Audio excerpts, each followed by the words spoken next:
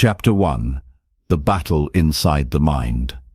From how to trick your brain to take action and never procrastinate again. Imagine this. You wake up one morning and feel it, that invisible weight pressing down on your chest. You have dreams waiting, goals calling your name, yet your body feels glued to the bed. You scroll through your phone, tell yourself, "I'll start in 10 minutes."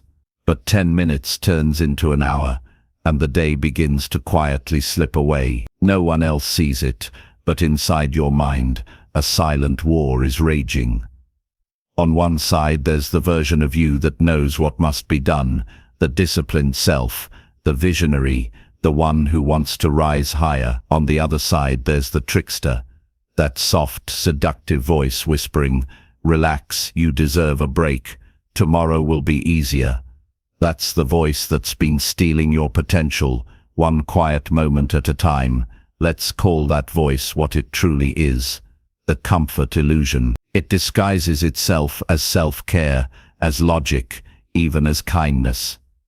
But its real purpose is to keep you safe inside the boundaries of the familiar, the warm prison of inaction.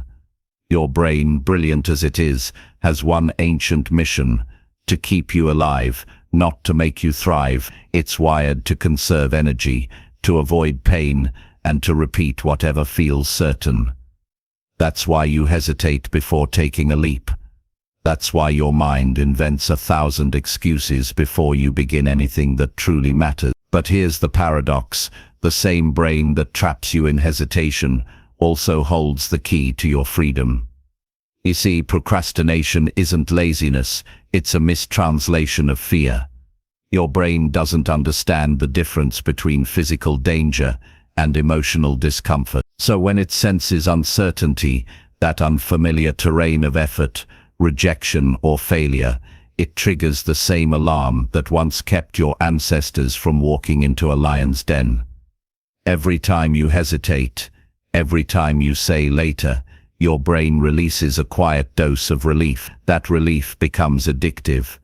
It rewards avoidance. It turns inaction into a habit loop.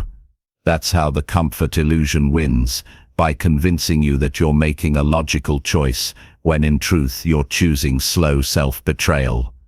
Now imagine this moment differently. You're standing at the edge of something great, a dream, a goal, a change you've wanted for years.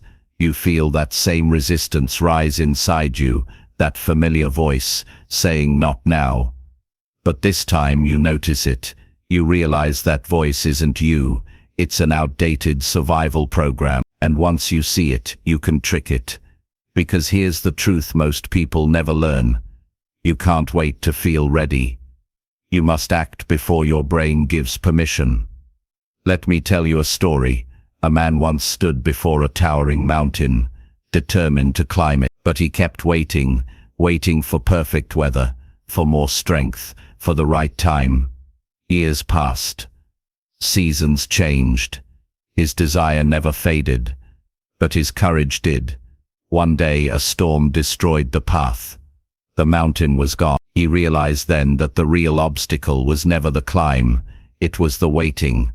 We all have a mountain like that, a goal that feels too big, a calling we postpone because we think we're not ready yet. But readiness is an illusion. It never arrives. You don't wait for readiness, you generate it through action. Here's the twist. Your brain learns not from intention, but from evidence. If you tell yourself, "I'll start tomorrow," your brain collects proof that delay equals safety. If you say, "I'll do it now and take one small step," your brain learns that action equals progress. That's how you trick it. Not through motivation, but through movement. Action rewires your neural pathways. It shifts your emotional chemistry. Each small victory changes the story your brain tells about who you are.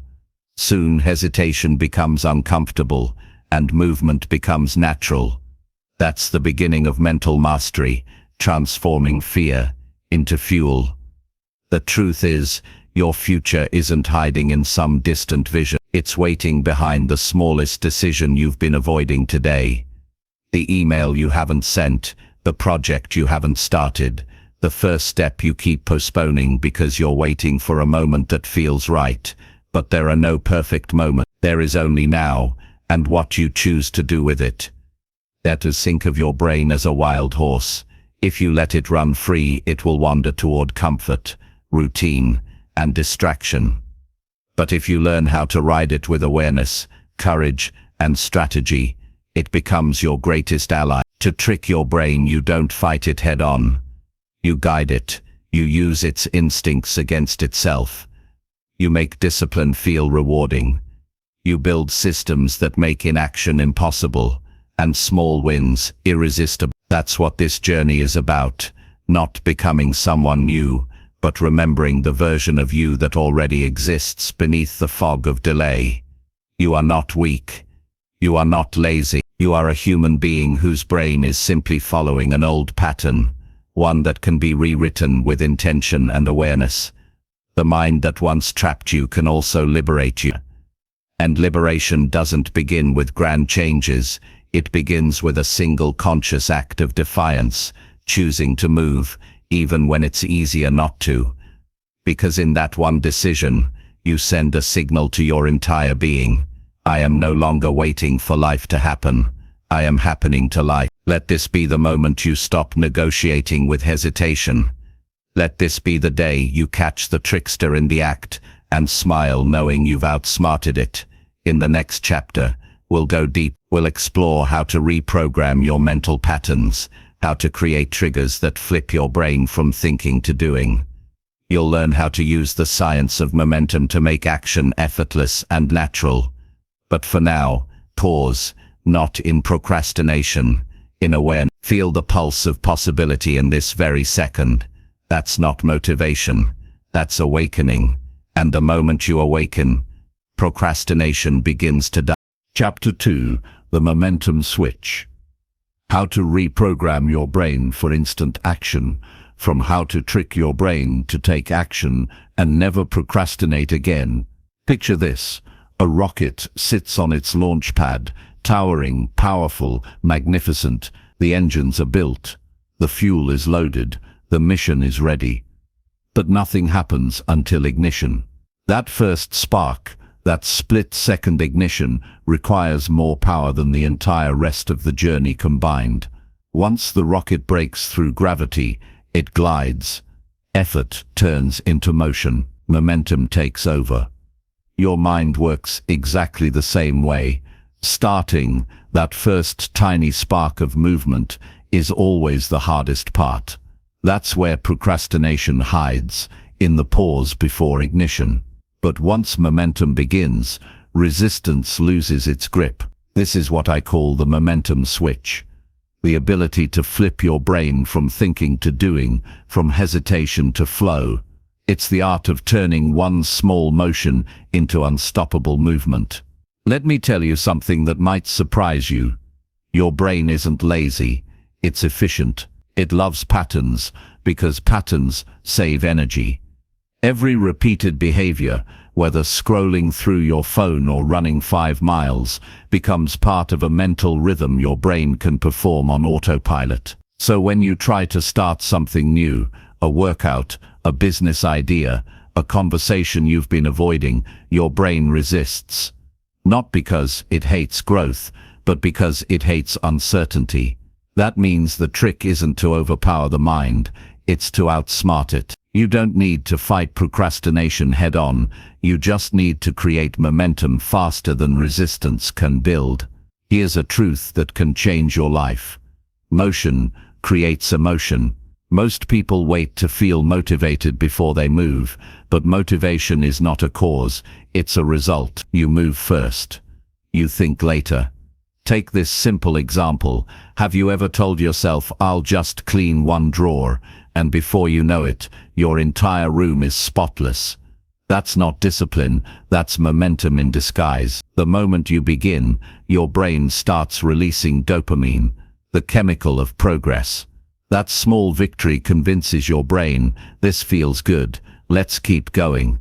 The momentum switch flips when action precedes feeling. There's a beautiful story from ancient Japan about a samurai who trained his students not by making them fight every day, but by asking them to draw their sword 1 inch and return it to its sheath again and again. At first, the students were confused. What's the point of such a small movement? But the master smiled and said, when the moment of battle arrives, hesitation kills. The hand must move before the mind interferes. That's the secret. Make action your reflex, not your debate. By practicing micro movements, those 1-inch actions, you reprogram your brain to associate motion with safety, not danger. You train your mind to bypass hesitation and trust movement itself. Let's bring it back to your life. If you've ever said, I don't know where to start, it's because you're trying to plan the entire staircase instead of taking the first step. Your brain can't process the weight of the whole mountain, but it can handle the next foothold. So shrink your focus. Tell yourself, I'll just do it for 2 minutes. Write for 2 minutes. Exercise for 2 minutes. Work on your dream for 2 minutes. Because once you're in motion, those 2 minutes often become 20. That's the momentum switch in real time, a neurological trick that replaces pressure with progress. Here's the deeper layer, the spiritual one. Momentum isn't just a physical law, it's a universal rhythm. Everything in existence moves, the tides, the planets, the heartbeat of every living thing. Stillness is an illusion, only stagnation is death.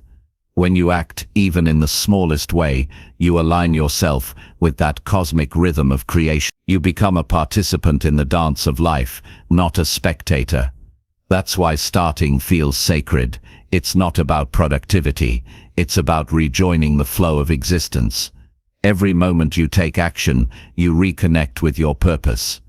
But there's something even more profound. Momentum doesn't just move you forward, it changes who you believe you are. When you act consistently, even in small ways, your identity shifts. You stop saying, I'm trying to be disciplined, and start thinking, I am a disciplined person. Action precedes identity. Identity sustains action. It's a loop of empowerment, a self-reinforcing cycle of motion and meaning. So every time you act, even imperfectly, you're carving a new identity into your brain, 1 step, 1 breath, 1 inch at a time. Think of the ocean. A wave doesn't apologize for starting small. It gathers strength as it moves. The power isn't in its size, it's in its continuity. That's what momentum is, the spiritual energy of continuation. You don't have to do everything today, you just have to begin, and keep moving long enough for movement to take over. Your brain will resist at first. It will whisper that your effort is too small, that you're not doing enough, that it's pointless. Ignore it. The brain respects consistency more than intensity. If you move every day, even slightly, your brain adapts. It starts craving progress instead of comfort. You'll wake up one day and realize you no longer fight for motivation. It's simply who you've become. Let's make this practical. Here's how to trigger your momentum switch in 3 simple moves. Let's start ridiculously small. Don't aim for an hour of work. Aim for 1 sentence, 1 rep, 1 step. Small movements bypass your brain's fear sensors. Create a starting ritual. Light a candle, play a certain song, or take a deep breath before you begin. Over time, your brain associates that ritual with movement. Celebrate micro wins. Every completion, no matter how tiny, floods your brain with dopamine. That's how you train your nervous system to crave action. When you combine these, you turn action into your default state. You no longer wait for courage, you create it. You've probably heard people say, once I get in the zone, I can work for hours. That zone isn't magic, it's momentum. And momentum begins with 1 decisive moment. The moment you stop negotiating and start moving. If you truly want to trick your brain, stop trying to conquer procrastination all at once. Instead, sneak past it. Move so quickly, so lightly, that your resistance doesn't even notice until it's too late. because the brain can't argue with evidence, and once it sees movement, it follows. If you remember this, the hardest part of running isn't the middle of the race, it's the first step off the couch. The hardest part of creating isn't the 10th idea, it's the first keystroke. The hardest part of changing your life isn't the process, it's the decision to start. Momentum doesn't come from thought, it comes from motion. So as you listen now, make a silent promise. The next time hesitation whispers, "Not yet," you'll answer with one simple act, a movement so small it's almost invisible, yet powerful enough to shift your entire reality. That's how every transformation begins. Quietly, humbly, one motion at a time. In the next chapter, we'll go deeper into how your environment, identity, and triggers shape your habit. You'll learn how to design your surroundings and your routines so that taking action becomes automatic and procrastination has nowhere left to hide. For now, remember this: you don't need to move mountains, you just need to move once. And once you move, the universe moves with you. Chapter 3. The Invisible Architecture. How your environment shapes your discipline. From how to trick your brain to take action and never procrastinate again. Close your eyes for a moment and imagine this. You walk into a room. The air feels heavy. The light is dim. Papers are scattered, and your phone buzzes endlessly beside you. You sit down to focus, but your mind doesn't want to stay still. It drifts, distracted, restless. Now picture another room. Clean, calm, uncluttered. A single notebook lies open. A candle flickers. There's silence, or maybe soft music that sharpens your thoughts. You sit, and suddenly, your mind feels clear. Your energy rises. What changed? Not you. Your environment did. Your environment is the invisible hand that guides your behavior, the unseen architecture that either anchors your discipline or erodes it piece by piece. We often think willpower is what drives change, but in truth, it's design. The shape of your space shapes your decisions. Let me tell you a story. There was once a painter who hadn't picked up his brush in months. Every morning he'd wake up with good intentions, telling himself, "Today I'll paint." But somehow by the end of the day he'd done everything except paint. One morning, frustrated, he decided to make one small change. He cleared his desk. He placed his canvas in the center of the room. He arranged his brushes neatly and laid out the colors he loved most. He turned off his phone. Then, without realizing it, he picked up a brush, just to test the texture. Hours passed. When he finally looked up, the sun had set and he was covered in color. The next day he did it again, and again. Soon, painting wasn't something he needed to motivate himself to do. It was something his environment invited him to do. He had tricked his brain not with effort, but with arrangement. Here's what most people don't realize. Your surroundings constantly whisper instructions to your subconscious. The chair near your TV says, "Sit and scroll." The snacks on your desk say, "Eat without thinking." The cluttered workspace says, "You're not ready yet." Your brain listens to these cues even when you don't. So if you want to change your behavior, don't just change your mind.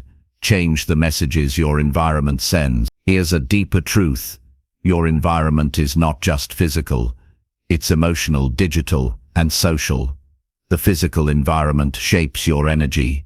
The digital environment shapes your attention. And the social environment shapes your identity. If your room is chaos, your thoughts will be chaotic. If your digital life is noise, your focus will scatter. If your circle of people complains, your motivation will decay. This isn't judgment, it's physics. You become what surrounds you. That's why monks retreat to temples, athletes train in silence, and writers escape to cabins, not to find something new, but to remove everything that blocks what's already within. When you master your environment, you remove friction. And when friction disappears, action becomes natural. Now here's the science behind it. Your brain is constantly scanning for cues, sights, sounds, textures that trigger behavior loops. If your workspace looks like distraction, your brain will seek distraction. If your phone lights up every few minutes, your focus resets to zero. But if you simplify your surroundings, your brain stops fighting. It relaxes. It flows. You see, your brain isn't lazy. It's overwhelmed. Too many inputs, too many signals, too many decisions. When you simplify your world, you give your brain back its energy, and that energy becomes fuel for discipline. Let's make this personal. Think about the one goal you've been postponing. That thing you say you'll start soon. Now look around. Does your environment support that goal, or sabotage it? If you want to write a book, is there a notebook within reach, or 1,000 distractions? Instead, if you want to eat healthier, is your kitchen filled with what nourishes you, or what tempts you? If you want to focus, does your space reflect clarity or confusion? The truth is simple. Your environment either makes action the path of least resistance, or procrastination the path of least effort. So design your world so that what you should do becomes the easiest thing to do. There's a concept in psychology called behavioral architecture, the design of spaces that nudge people towards certain actions without them realizing it. Airports use it to guide crowds. Stores use it to shape your purchases. You can use it to shape your destiny. For example, if you want to read more, place a book on your pillow every morning. You won't go to sleep without seeing it. If you want to exercise, set your clothes by the bed. If you want to focus, keep your workspace sacred. No clutter, no chaos, no noise. You're not forcing yourself to act. You're removing friction so your brain chooses the right path automatically. This is how high achievers operate, not through endless discipline, but through intentional design. And here's the spiritual dimension of it all. Everything external mirrors something internal. A cluttered desk reflects a cluttered mind. A chaotic phone reflects a distracted soul. A clear, intentional environment reflects a conscious state of being. When you cleanse your space, you don't just move objects. You move energy. You make room for focus, creativity, and purpose to return. In a way, designing your environment is an act of self-respect. It says, I honor my potential enough to create space for it. Here's something I want you to remember. You can't control your thoughts all the time. You can't control your feelings all the time. But you can control your environment, and that in turn controls your action. Your environment is the silent contract between your present and your future. Design it with care. It's not just where you live, it's where your destiny breathes. Now let's go deeper for a moment. Think about nature.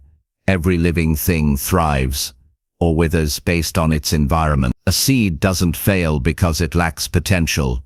It fails because it's planted in poor soil. You're no different. You may have all the intelligence, passion, and ambition in the world, but if your environment constantly drains you, you'll never grow to your full height. You must become the gardener of your own space. Pull the weeds of distraction, water the soil of focus, expose yourself to light in every sense of the word. Then and only then will your habits bloom without force. If you truly want to trick your brain into taking action, stop trying to wrestle your impulses. Instead, build a world where the right impulses win by default. Let your surroundings whisper your goals back to you. Let every object, every corner, every digital space quietly reinforce who you're becoming. Because when your environment aligns with your intentions, procrastination becomes unnatural. In the next chapter, we'll explore something even more powerful: how the stories you tell yourself, your inner language, your mental narratives, can either chain you to hesitation or set you free into effortless action. We'll uncover how to rewrite those inner scripts, how to silence the voice of self-doubt, and how to program your thoughts to serve your higher purpose. But for now, look around you. Ask yourself, does my environment reflect my future or my past? And if the answer is past, then it's time to redesign your world, because the architecture of your surroundings is the architecture of your destiny. Chapter 4. The Inner Narrative. Rewriting the stories that hold you back, from how to trick your brain to take action and never procrastinate again. There's a voice inside your head that no one else hears, a constant narrator shaping every moment of your life. It doesn't just describe your world, it defines it. That voice tells you who you are, what you're capable of, and what you deserve. Sometimes it whispers with warmth and courage. Other times it stabs with quiet poison. You're not ready. You always mess things up. You'll never finish what you start. And the tragedy is this: most people never realize that voice isn't truth. It's programming. Your brain isn't just responding to the world. It's responding to the story you've been telling yourself about it. Let's begin here. Imagine a child learning to walk. They fall hundreds of times. They wobble, stumble, and crash into the floor again and again. But here's the miracle. The child never says, maybe walking isn't for me. They haven't learned the story of failure yet. They haven't absorbed the language of limitation. They rise, fall, rise again, because in their mind, walking isn't a question, it's destiny. Then we grow up, and something changes. We start to listen to the voice of doubt. Not because it's true, but because it's familiar. That voice is an echo of every time someone underestimated us, criticized us, or dismissed our efforts. And over time, we adopt it as our own internal narrator. We start to mistake fear for identity. Here's a truth you must never forget. You are not the voice in your head. You are the one listening to it. Your thoughts are not commandments. They're stories your brain repeats to protect you from pain. That's right, even self-doubt has a purpose. It's your mind's way of saying, don't get hurt again. But what it doesn't realize is that avoiding pain also means avoiding growth. The same brain that warns you against failure is the same brain that craves meaning. You must learn to rewrite its story, not by silencing the voice, but by retraining it. Let me tell you a story. There was once a sculptor who worked on a block of marble so large that everyone who passed by mocked him. It's too big, they said. You'll never finish. Day after day, he chipped away, one tap at a time. One day, a child asked, "How did you know there was an angel hidden inside the stone?" The sculptor smiled and said, "I didn't see the stone. I only saw the angel. The stone was just in the way." That's what rewriting your inner narrative means. You stop seeing the stone, the doubt, the fear, the hesitation, and you start seeing the angel underneath. Because your potential has always been there. Your story just covered it up. Let's talk about how the brain actually forms these inner stories. Every time you experience something emotional, success, rejection, embarrassment, your brain links it to a belief. Those beliefs become shortcuts, quick rules your subconscious uses to protect you. If I failed once, it means I'm not good at this. If people laughed, it means I shouldn't try again. Over time, these shortcuts turn into a narrative identity, the ongoing story you tell yourself about who you are. But here's the key: your brain doesn't care if the story is empowering or destructive. It only cares if it's consistent. That's why people often stay stuck in patterns that hurt them. It's not because they love the pain, it's because the pain feels familiar. To change your life, you must first change what feels normal to your brain, and that begins by changing your story. There's a reason affirmations often don't work for people. You can't just say, "I'm confident," when your inner narrator is screaming, "You're lying." You can't force a new story. You must earn it through aligned action. Start with small truths your brain can believe. Instead of saying, "I am fearless," say, "I can take one step even if I'm scared." Instead of saying, I am unstoppable. Say I am learning to keep moving. Each believable truth becomes a brick in the foundation of your new narrative, and soon the old story collapses, not because you denied it, but because you outgrew it. Let's pause here and ask something personal. What's the story you've been telling yourself about your life? Is it a story of waiting for the right time, the right version of you, the right circumstances? Is it a story of almost starting, almost finishing, almost believing? Or is it a story of movement, of rising, falling, learning and rising again? The difference between those stories isn't truth, it's focus. What you focus on expands, and your brain builds reality around that focus. If you constantly tell yourself, I'm bad at being consistent, your brain starts scanning for proof, missed deadlines, skipped workouts, undone plans. But if you start saying, I'm learning consistency, your brain starts collecting evidence of progress. The mind is a master storyteller, and it will always write what you give it to write. Here's something few people understand. Procrastination isn't just a habit, it's a narrative reflex. Your brain hesitates because it's been told a story where taking action equals danger, rejection, or inadequacy. It's not resisting the task, it's resisting the identity that feels threatened by it. So when you catch yourself avoiding something, don't judge it. Ask, what story am I protecting right now? Am I protecting the story that says I'm not ready? The story that says I'll fail again? The story that says I don't deserve success? Once you name it, it begins to lose its power.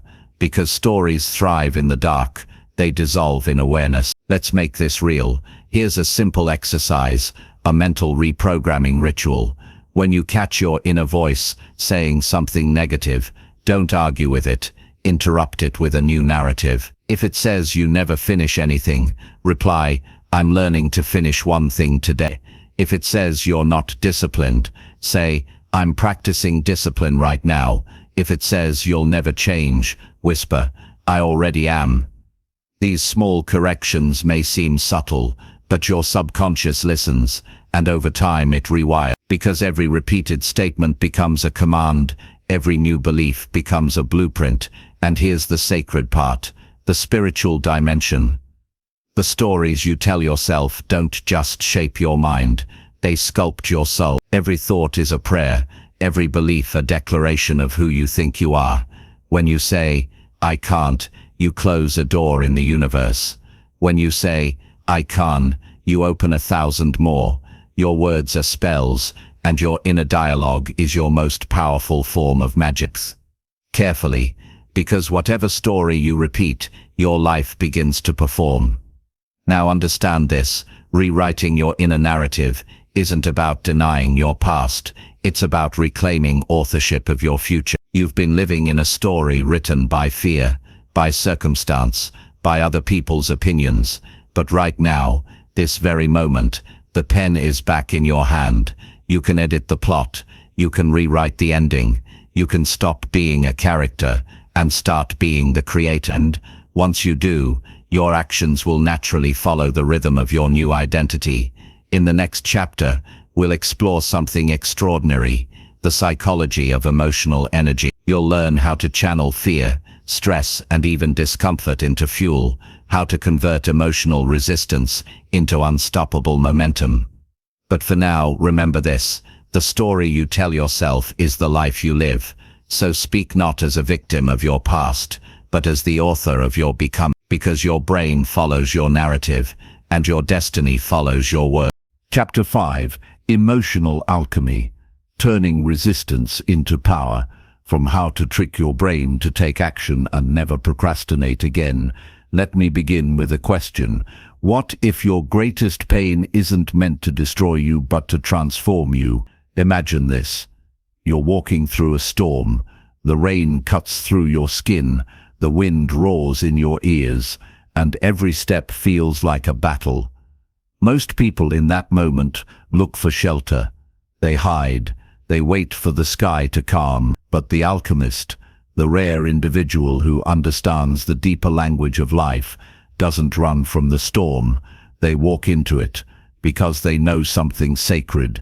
Inside the chaos lies the fire that forges strength. Every human emotion you feel, fear, anger, doubt, shame, sadness, carries energy. That energy is raw, powerful and untamed.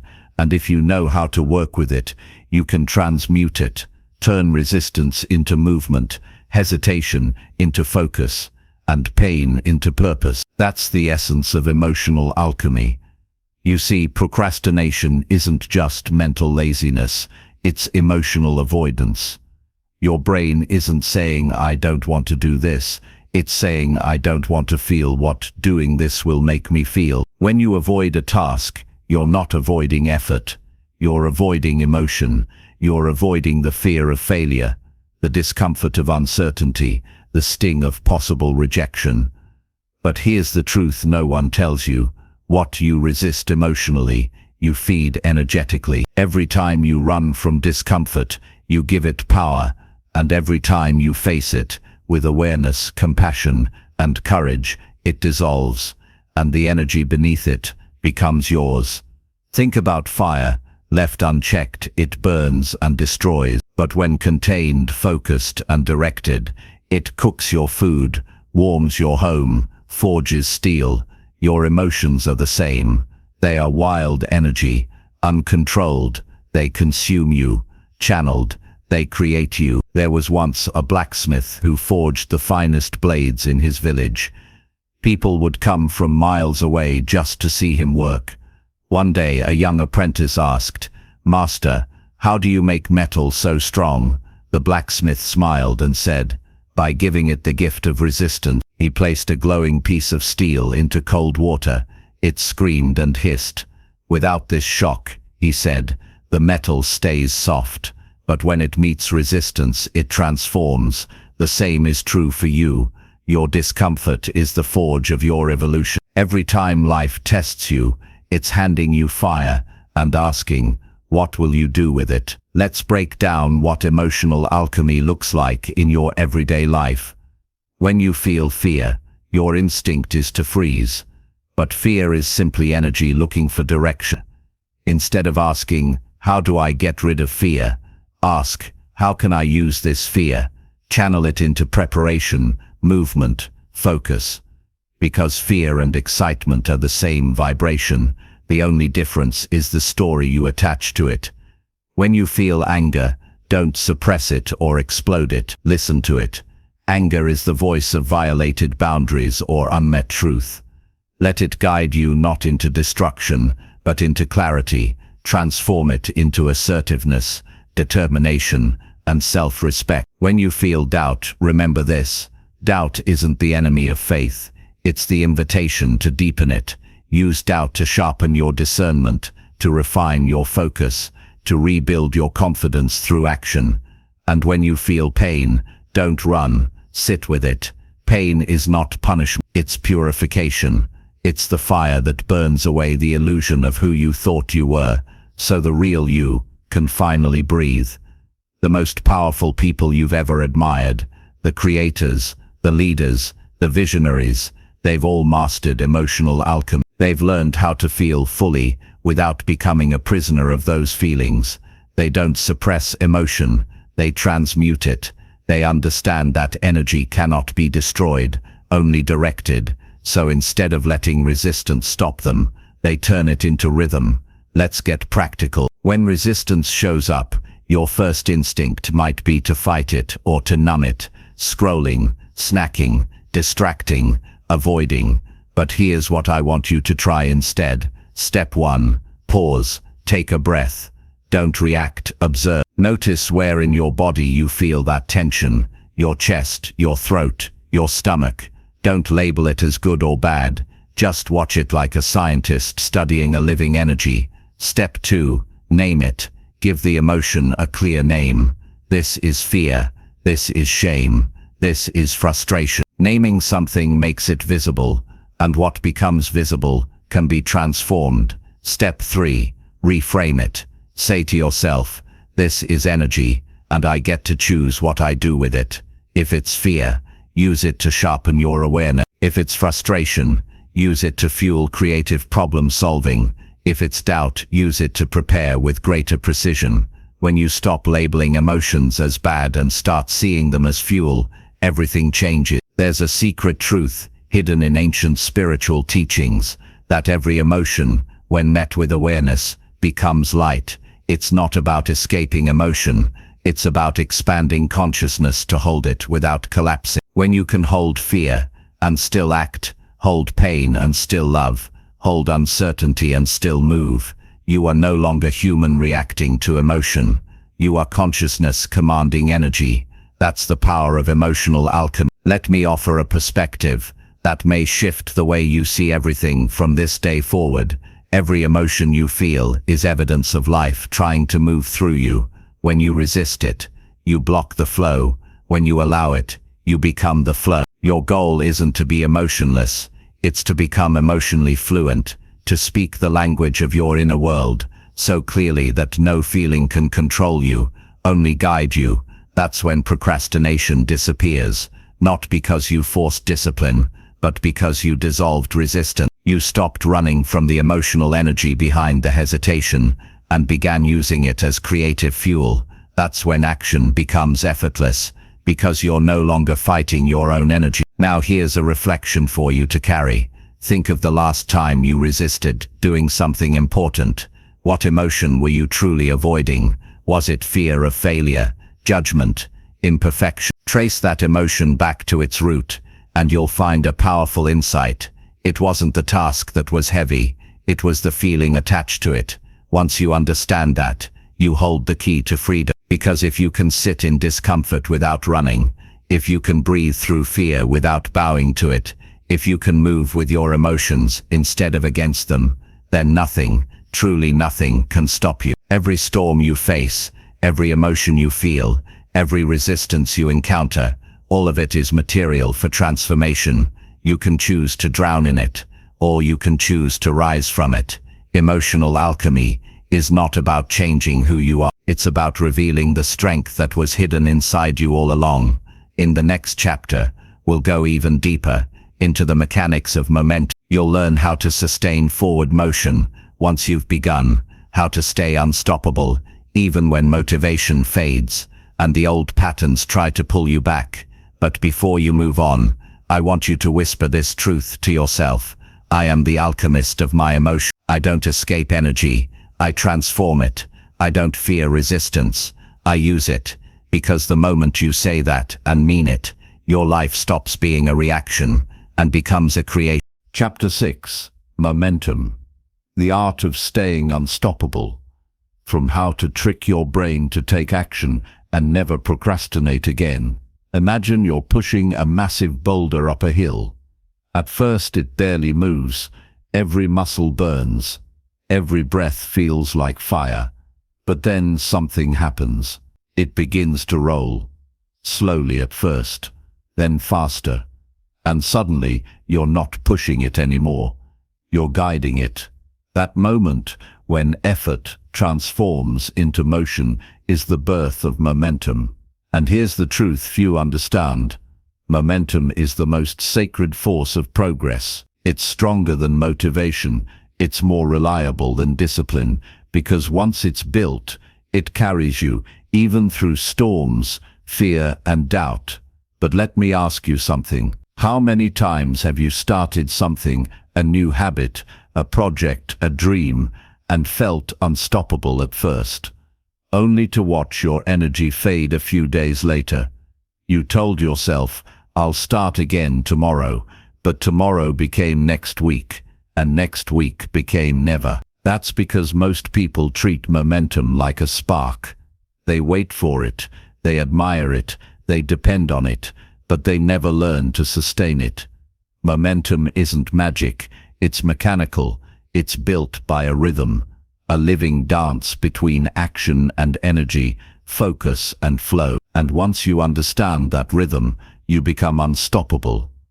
Let's begin with a truth that might surprise you. Momentum doesn't start big, it starts microscopic. People fail to sustain progress because they try to start with intensity instead of consistency. They build bonfires that burn out in a day instead of candles that burn for years. If you want to build unstoppable momentum, forget the fantasy of overnight change.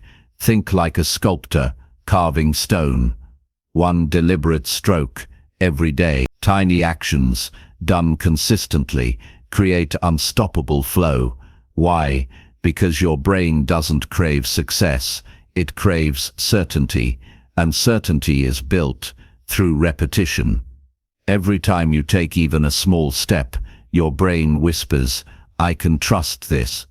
And once the brain trusts the process, it fuels you instead of fighting you. Think of a train. When it's standing still, it takes tremendous energy to start moving. But once it's rolling, even a tiny nudge keeps it going for miles. Your life works the same way. The hardest part is getting started. But once you do, the universe meets you halfway. This is the secret. Action creates energy, not the other way around. You don't need to feel ready to begin. You need to begin to feel ready. Now let's go deeper. Momentum isn't just about speed. It's about alignment. If you're running fast in the wrong direction, you're not progressing, you're escaping. True momentum comes when your actions, emotions, and values move as one current. It's when what you do aligns with what you believe. That's why many people burn out, not because they work too hard, but because they work disconnected. They're chasing results that don't feed their spirit. They confuse busyness with progress. You can't sustain what isn't connected to your soul. Momentum must be rooted in meaning. So ask yourself, why does this matter to me? What deeper truth is this action serving? If you find that why, momentum will no longer need to be forced. It will rise from within you like a natural tide. There's a story told in Zen tradition of a young monk who asked his master, "Teacher, how do I stay motivated to meditate every day?" The master replied, "Stop trying to be motivated, be devoted." That one line contains the entire secret to momentum. Motivation is a wave, it rises and falls.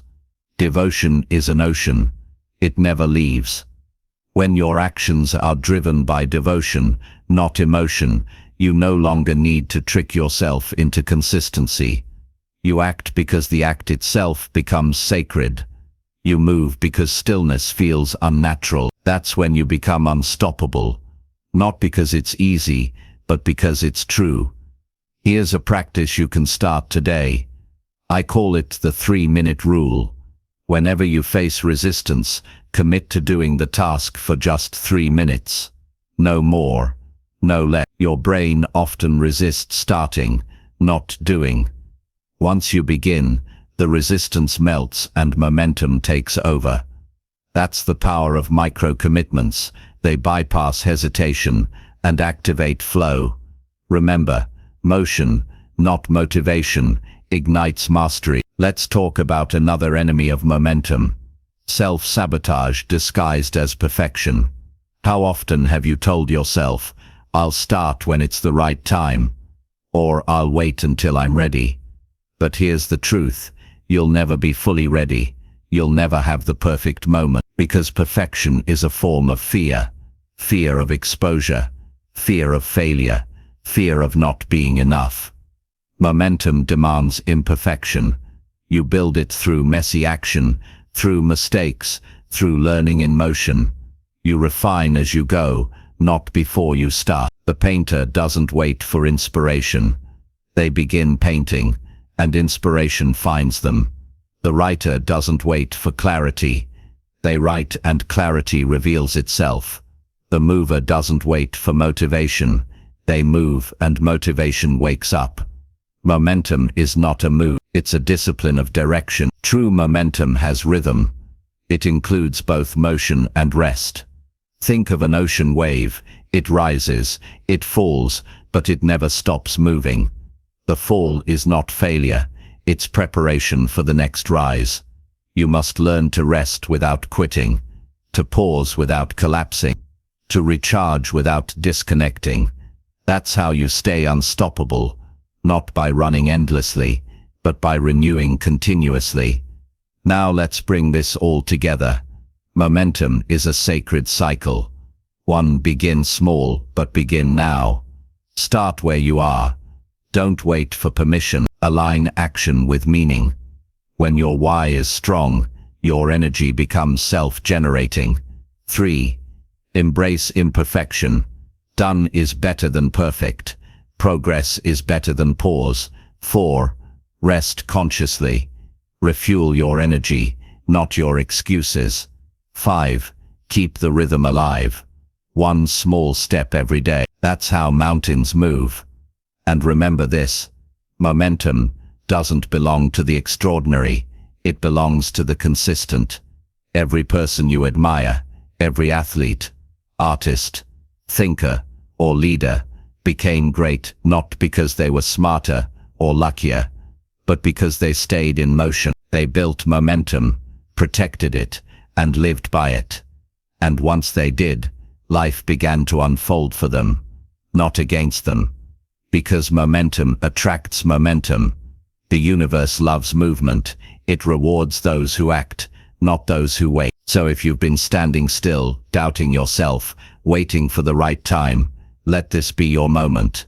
The hardest push is the first one. After that, the motion carries you, and when it does, don't stop. Don't overthink. Don't look back.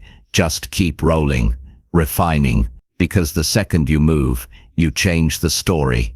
You shift from maybe to becoming. And once you're in motion, nothing can stop you but hesitation itself. In the next chapter, we'll explore a force even deeper. Identity momentum. You'll learn how to trick your brain into seeing yourself as the kind of person who naturally takes action, not through effort, but through identity alignment. Because when your self-image evolves, your habits follow, and that's when you stop forcing progress and start embodying. Chapter 7: Identity Momentum. Becoming the person who never procrastinates, from how to trick your brain to take action and never procrastinate again. Close your eyes for a moment and imagine this. You're standing in front of a mirror, not a physical one, but a mirror made of truth. It doesn't reflect your face, your age, or your body. It reflects something far deeper, your identity. Now look closer. Who do you see? Do you see someone who follows through, who keeps promises to themselves, who acts decisively? Or do you see someone still trapped in hesitation, waiting for the right moment to begin? That image, not your motivation, not your discipline, not your to-do list.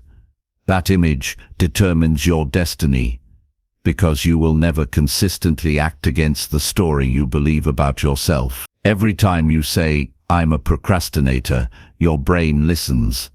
Every time you think, "I'm lazy," it takes that as a command. Your brain doesn't question your identity. It obeys it. And that's why, no matter how many habits you build or how many books you read, if you don't change the story of who you are, you'll keep returning to the same patterns. Here's the truth: most people never realize. You don't rise to your goals, you fall to your identity. If your identity says, "I'm someone who struggles to stay consistent," your brain will subconsciously find ways to confirm that story, even when you're trying to change. But if your identity says, "I'm someone who follows through no matter what," then every action, decision, and emotion starts aligning with that belief. That's what I call identity momentum, the unstoppable power that comes when your self-image fuels your actions instead of fighting them. Let me tell you a story. There was once a man who wanted to quit smoking. He'd tried everything: willpower, books, affirmations, even hypnosis. Nothing worked. One day his friend offered him a cigarette. He replied, "No thanks, I'm trying to quit." That statement seems harmless, right? But those words, "I'm trying to quit," told his brain something dangerous. I still see myself as a smoker. A few weeks later he started again. Now contrast that with another man who was offered the same thing. He said, No thanks, I don't smoke. Same action, different identity. And that one shift changed everything. Because when identity changes, behavior follows naturally. You see, your brain is not driven by desire, it's driven by alignment.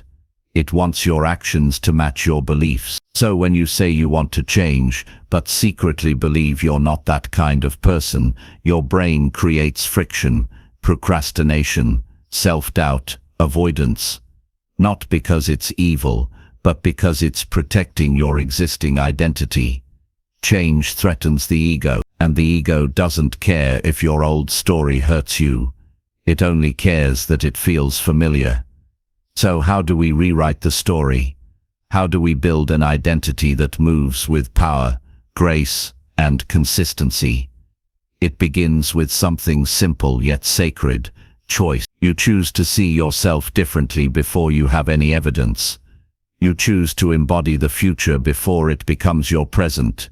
You decide to become the kind of person who takes action, not someday but today. You don't wait for proof. You create, because identity doesn't form through thinking, it forms through doing. Every action you take is a vote for the person you wish to become. When you write one page, you're voting for the writer in you. When you go for one run, you're voting for the athlete in you.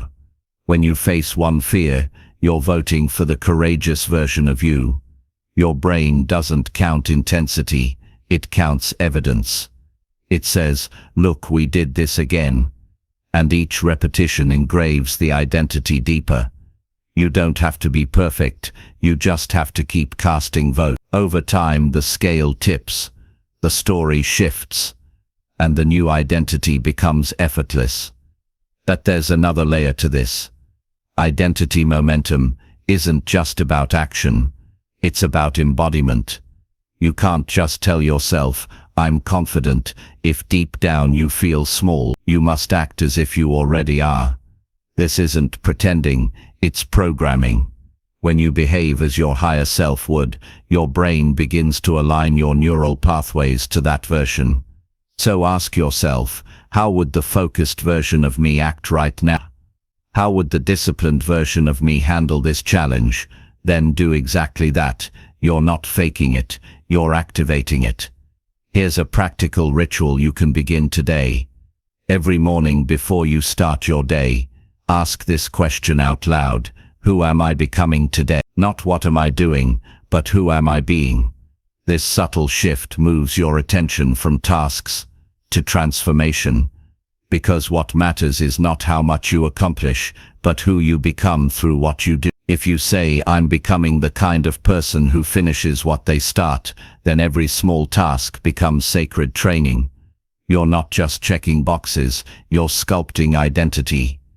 Identity momentum also requires one more thing: integrity with self. Every time you break a promise to yourself, you fracture trust with your inner being. But every time you keep a promise, even a small one, you strengthen the bridge between belief and behavior. And that bridge, that sacred connection between who you think you are and what you do, is what transforms temporary effort into permanent change. So start keeping promises, start with small ones. Wake up when you said you would, follow through on one thing, no matter how tiny. Because when you do, your subconscious whispers, "We keep our word now." And that whisper becomes your new truth. Let me tell you something powerful: you don't need to destroy your old identity, you need to evolve it. Think of your identity like a house. You don't burn it down to build a new one, you renovate it, room by room, thought by thought, action by action. You keep what strengthens you, you release what weakens you. And over time, the walls that once held you back become the foundation that holds you up. That's the beauty of identity work. You're not becoming someone else. You're becoming more of who you truly are. Because a lion doesn't need to try to be brave, a river doesn't need to try to flow, and someone who sees themselves as an action taker doesn't need to force discipline. It becomes natural, even inevitable. You act because that's simply who you are now. So tonight, when you look in that invisible mirror again, I want you to see something new. Not the person you've been, but the one you're becoming. The one who shows up. The one who doesn't wait for motivation. The one who trusts themselves enough to act even when it's hard. Because that version of you already exists. Right now, waiting beneath the surface of hesitation. All you need to do is step into it. In the next chapter, we'll go beyond action and identity. We'll explore the mysterious force that drives both, the subconscious mind. You'll learn how to reprogram your inner operating system so that action becomes instinct, so that your mind no longer resists change, but accelerates it. Because once your subconscious aligns with your purpose, you don't just take action, you embody transformation. Chapter 8. Reprogramming the Subconscious Mind. The Hidden Engine of Action. From how to trick your brain to take action and never procrastinate again. Close your eyes and imagine your mind as a vast ocean. On the surface, you can see the waves, thoughts, emotions, ideas, distractions. But beneath that surface lies something deeper, darker, and infinitely more powerful. A silent current that shapes the direction of every wave. That current is your subconscious mind. It decides what you believe, how you act, and what you fear, often without your conscious permission. You think you're steering the ship with logic, with willpower, with goals, but in truth, it's that hidden current beneath, unseen, unspoken, yet unstoppable, that determines where your life actually goes. And if you've ever wondered why you know what to do, but still can't make yourself do it, it's because your subconscious isn't yet on your side. The subconscious mind is like fertile soil. Whatever you plant inside it grows, whether it's roses or weeds. If you've planted doubt, you'll grow hesitation. If you've planted fear, you'll grow avoidance. If you've planted belief, you'll grow unstoppable action. But most people never choose what gets planted. They inherited seeds from their parents, their childhood, their failures, their past pain, and now they're living inside a garden they never consciously designed. Your subconscious isn't your enemy. It's just been programmed, and it's still running an old script. The question is, who wrote that script for you? Let me tell you something true, something most people never realize. You cannot outthink your subconscious.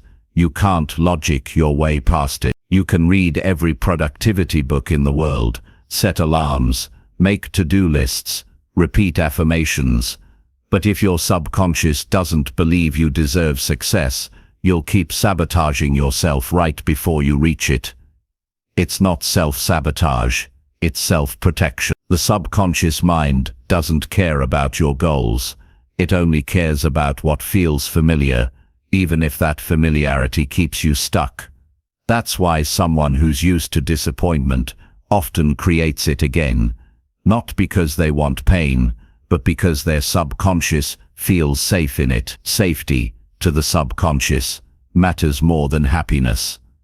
So, how do we change it? How do we rewrite the code beneath consciousness and align that hidden engine with your higher vision? It begins with awareness. You cannot change what you refuse to see. So first, you must catch the subconscious at work. Listen for its voice, that quiet whisper that says, "I'm not ready yet." That familiar excuse, "What if I fail?" That comforting lie, "Maybe later." Those are not your conscious thoughts. They are programmed patterns on repeat, running from decades of conditioning. And the moment you see them, you weaken them. Because awareness is the first act of reprogramming. Now let's talk about how real transformation happens, not by force, but through impression. Your subconscious doesn't respond to commands. It responds to emotion and repetition. If you say, "I'm confident" once, it laughs. If you feel confident, vividly, consistently, It listens. Emotion is the language of the subconscious. That's why fear embeds itself so deeply, because it carries high emotion. But that also means joy, gratitude, and vision can rewire it just as powerfully. Visualization is not wishful thinking. It's a neurological rehearsal. When you imagine your future with full sensory emotion, your subconscious begins to accept it as memory.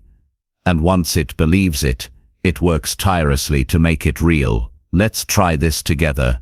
Picture yourself 6 months from now, focused, fearless, fully in control of your time and energy. You wake up early, not because you have to, but because you want to. Your mind is calm, your priorities are clear, your actions are aligned. You're no longer chasing motivation, you've become momentum itself. Now, hold that image in your mind, see it, feel it, live it, right now, in this moment. Because every time you do, you're giving your subconscious new evidence, a new script to run, a new identity to embody. And when done consistently, that imagined reality becomes your new default reality. But here's something profound, and maybe uncomfortable. Reprogramming also requires you to release your old emotional anchors. You can't fill a cup that's still full of yesterday's pain. Many of your current hesitations aren't rooted in laziness, they're rooted in unprocessed emotion. Memories of when effort didn't pay off, moments when trying led to failure, embarrassment or loss. Your subconscious remembers every one of those moments, and it's still protecting you from re-experiencing them. So, to move forward, you must teach your subconscious that you are safe now, that the past is not the present, that effort no longer equals pain. And you do that not through words, but through experience. Each time you act despite fear, each time you follow through, when it would have been easier to quit, you're telling your subconscious, see, we survived, we're stronger now. That's how healing becomes programming. Here's a truth worth remembering. The subconscious doesn't change through information, it changes through immersion. That's why your environment, your habits, and the people around you matter so much. They are all part of the input system that trains your subconscious daily. If you're surrounded by doubt, scarcity, and negativity, your subconscious will mirror that. But if you immerse yourself in growth, gratitude, and forward movement, your subconscious will adapt to match it. Environment is stronger than willpower, because environment speaks directly to the subconscious. So design one that speaks of your future, not your past. And now comes the most important step, integration. You must bring the subconscious and the conscious into alignment. Your conscious mind sets the intention. Your subconscious carries the execution.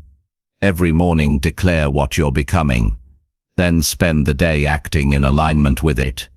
If you say I'm disciplined, but then you delay, your subconscious gets mixed signals and defaults to the old pattern. But if your actions match your declarations, even imperfectly, your subconscious says, this is who we are. And once it believes that, you don't have to push anymore. It pulls you. That's when action becomes effortless. That's when procrastination dissolves. Because you're no longer fighting your own programming. You're powered by it. So let's summarize this sacred process of reprogramming. Ikai, awareness. See the subconscious patterns that hold you back. Emotion. Feel your new identity vividly and repeatedly. Experience. Act in alignment with it, even when it's hard. Environment. Surround yourself with energy that matches your future. Integration. Align thought, feeling, and behavior until they move as one. This isn't magic, it's mental engineering at the deepest level of your being. When you align your subconscious with your purpose, you no longer have to fight for focus, motivation, or consistency. You simply become them. Ease. And remember this, the subconscious doesn't care about time, only repetition and emotion. So keep feeding it what you want to become. Keep visualizing, keep acting, keep feeling grateful for progress before it's even visible. Because in the eyes of the subconscious, belief is proof. When you believe something with your whole being, your mind, your body and your reality will reorganize to match it. You've just unlocked one of the most powerful secrets of human transformation. True change doesn't begin with effort, it begins with programming. When you rewrite the code beneath your consciousness, you don't just change what you do, you change who you are. And once you've mastered the subconscious, there's only one frontier left to conquer: time itself. Because in the next chapter, you'll discover how to bend time in your favor, how to stop chasing productivity, and start creating moments that expand your life beyond limits. Chapter 9: Mastering Time Perception. How to expand your life without burnout. From how to trick your brain to take action and never procrastinate again. Have you ever noticed how some days feel endless and others vanish before you've even begun to live them? One day you're rushing through tasks, and the next you blink and the day is gone. Here's the strange truth: time doesn't move at the same speed for everyone. Some people live 10 years and experience a lifetime. Others live 70 and barely wake up once. Time isn't measured by clocks, it's measured by presence. And the reason you procrastinate isn't that you're lazy or unmotivated, it's that you've lost control of how your brain experiences time. Let me paint you a picture. Imagine you're standing in a wide, open desert. Ahead of you, the horizon burns with golden light. Your goals, your dreams, your future. Behind you, the sand stretches infinitely. Your past, your memories, your regrets. And you, right there in the middle, are holding a handful of sand. This moment. Now watch what happens when fear enters. You start worrying about how far that horizon is. You start glancing back at the dunes behind you, and slowly, the sand slips through your fingers. That's procrastination. Not the absence of time, but the loss of the present moment. Because when your mind is trapped between tomorrow and yesterday, it forgets how to act now.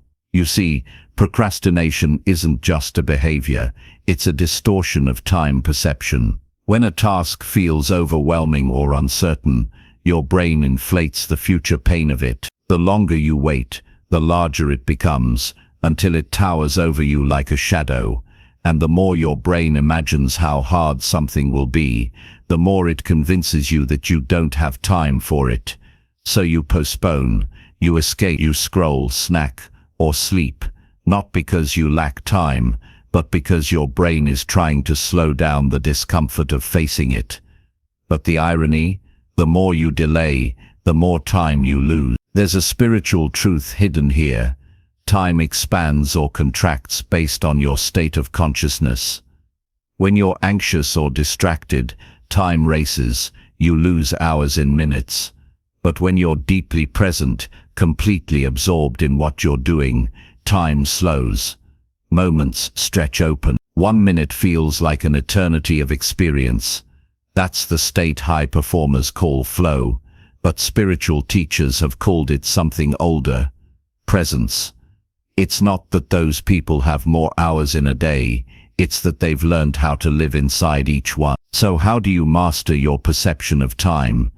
How do you stop rushing, start living, and still get everything done? It begins with understanding that time obeys attention. Where your attention goes, time follows. Think about the last time you did something you loved. Maybe you were painting, writing, dancing, laughing with friends. You weren't thinking about time, and so time disappeared. That's the paradox. When you stop chasing time, you gain more of it. But when you fight it, fear it, or try to control it, it slips away like water through your hands. Here's a secret your brain doesn't want you to know. You don't need more time, you need more presence. Procrastination thrives in mental noise, in the constant background hum of later. Later is the thief of life. Your brain loves later because it's safe. You can't fail in later. You can't be judged, embarrassed, or rejected in later. But later never comes, because time only exists in one place now. And when you realize that, you understand that every excuse, every delay, every hesitation isn't just wasting hours, it's wasting existence itself. Let me share a story. A man once sat under a cherry tree at the end of winter, staring at its lifeless branches. He thought to himself, "It's dead, it's over." But then spring came, and the same tree exploded into bloom, as if it had been gathering strength in silence all along. The man realized it wasn't time that brought the flowers, it was alignment with the season. You can't force a tree to bloom in winter, and you can't force your life to grow when your mind is frozen in anxiety or distraction. But when you align your energy with presence, with now, your productivity blooms effortlessly. Because nature doesn't rush, yet everything gets done. Every time you think, "I should do this," move immediately. Even a tiny action breaks the illusion of later. It rewires your brain to associate intention with motion. Your mind learns faster from movement than from motivation. Step 2. Ritualize the moment. Before you begin a task, pause. Take one deep breath. Ground yourself. Tell your mind, this moment matters. Because when you honor the moment, your focus deepens. And the deeper your focus, the slower time feels. Step 3. Enter the flow window. The flow window is that perfect balance between challenge and ability. If something feels too hard, you resist it. If it's too easy, you drift. Adjust your environment, break the task smaller, or raise the difficulty until you find that sweet spot where your mind wakes up. That's where time dissolves. Step 4. Measure time by fulfillment, not minutes. At the end of the day, don't ask, "How many hours did I work?" Ask, "How many moments was I fully alive?" That's the true measure of a productive life. When you master time perception, something magical happens. You stop burning out. Because burnout doesn't come from doing too much, it comes from doing without being present. It's not the load that exhausts you, it's the mental drag of living in the future while working in the present. Once you bring your awareness fully into what you're doing, the task itself becomes lighter, effort turns into flow, fatigue turns into fulfillment. Because energy flows where attention goes, and when your attention is unified, your energy multiplies. Now listen carefully, because this truth might change how you live. You will never find time. You can only create it through consciousness. Each moment you reclaim from distraction is a moment of life regained. And that means every time you choose presence over procrastination, you're not just becoming productive, you're becoming awake. That's what this journey is really about. Not just tricking your brain into action, but awakening the part of you that remembers how to live. So take this lesson with you. Don't try to stretch your hours, stretch your awareness. Don't chase deadlines, create lifelines. Don't count your days, make your days count. When you live this way, you stop racing against time and start dancing with it. Because time isn't your enemy, it's your greatest collaborator, if you know how to move with it. In the next chapter we go even deeper into the force that binds all this together. Identity. Because the fastest way to change your actions is not by forcing behavior, but by becoming the kind of person who no longer procrastinates. You've mastered awareness, you've learned presence. Now it's time to rebuild the self behind it all. Chapter 10. Becoming the person who always acts. The final transformation, from how to trick your brain to take action and never procrastinate again. Imagine this. You wake up one morning and something is different. The air feels lighter, the noise in your head gone, no resistance, no hesitation, no bargaining with yourself. You just move. You brush your teeth, take a breath, and step into action, not out of pressure, not out of fear, but because it feels like the most natural thing in the world. There's no debate inside your head anymore. No voice saying, maybe later. No guilt for yesterday's delay. Only clarity, only power, only peace. You've become the kind of person who acts effortlessly. This, my friend, is the final transformation, not just changing what you do, but who you are. All transformation eventually leads to identity. You see, your brain doesn't care what you want, it cares who you believe you are. If you think of yourself as someone who struggles to start, you'll keep proving that identity true. If you think of yourself as lazy, disorganized or inconsistent, your actions will rise to match that story. The truth is, procrastination is not a behavior problem, it's an identity conflict. Your brain will always act in alignment with the image it holds of you. So the question becomes, who are you becoming? Let me tell you a story. There was once a sculptor who carved magnificent figures out of marble. People came from distant lands to watch him work.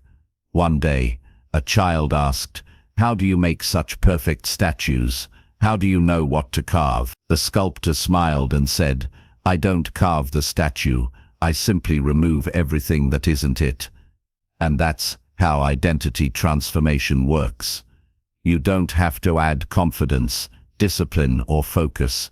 You remove everything that's not you. All the old stories, fears, and inherited limitations. Because beneath it all, the version of you who takes action with ease already exists. You're not becoming someone new. You're remembering who you were before the doubt set in. So how do we step into this identity, the identity of the doer? It begins with language.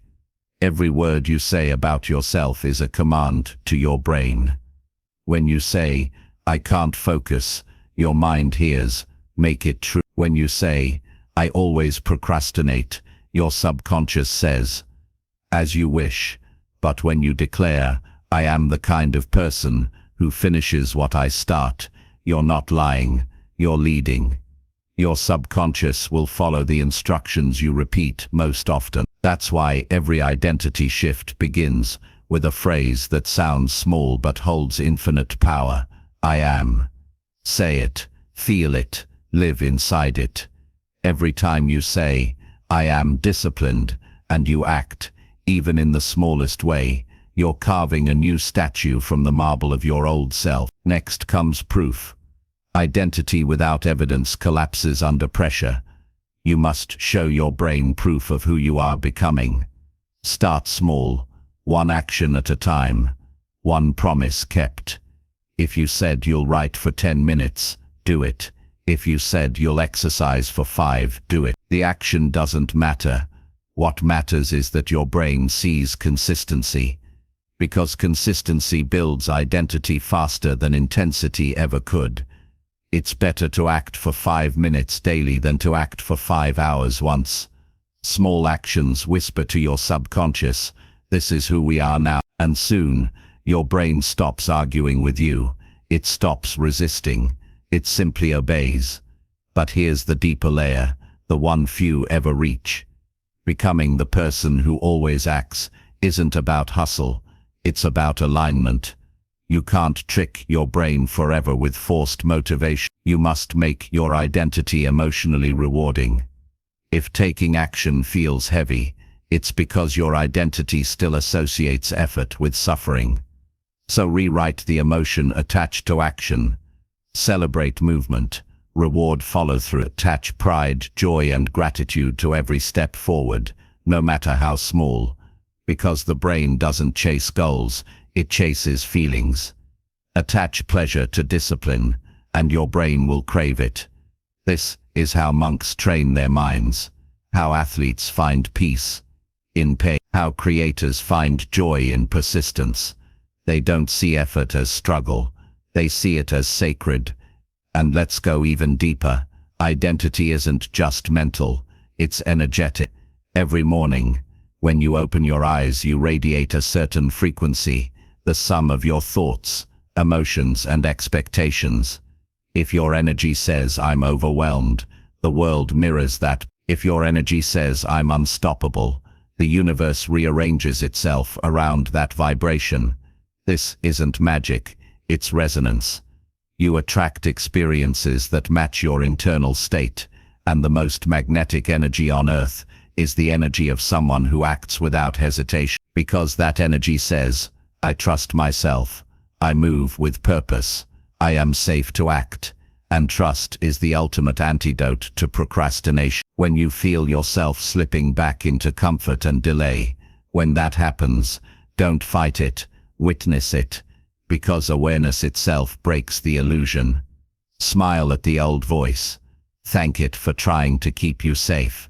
Then tell it, that's not me anymore, and take one small action, because the moment you act, the illusion dies, fear fades, doubt dissolves, and the truth reclaims its place.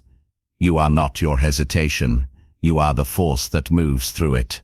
Now listen closely. This is the moment where everything you've learned comes full circle, from understanding your brain's resistance, to mastering emotion, environment and time. Every lesson has been guiding you here, not to trick your brain anymore, but to become one with it. When you stop fighting your own mind, and instead lead it with clarity, compassion and purpose, you stop surviving and start creating. Because taking action isn't just about achieving things, it's about becoming a creator of reality. And creators don't wait for the right moment, they make the moment right. You right now are standing at the threshold of two lives. One is the life of delay, where ideas die in notebooks, dreams fade into someday, and time keeps slipping quietly away. The other is the life of movement, a life where intention becomes action, where every step builds momentum, where your presence carves paths through the impossible. You already know which one belongs to you, because the real you, the one listening now, has always been waiting beneath the noise. So here's your final challenge, and your invitation. No more waiting for motivation, no more hoping for the perfect mindset. Instead, begin being. Every time you hear the whisper of delay, respond with movement. Every time you doubt yourself, respond with creation. Let your actions speak louder than your fears. Let your consistency rewrite your destiny. You've learned how to trick your brain. Now it's time to train your soul. Because in the end, it was never about productivity. It was about becoming. Becoming someone whose word means something. Becoming someone who acts on inspiration instead of hesitation. Becoming someone who lives fully, boldly, completely, now. And when that day comes, when action feels as natural as breathing, you'll look back and realize you didn't conquer procrastination. You transcended it. You became one with your purpose. You became momentum itself. And that, my friend, is how you stop waiting and start living.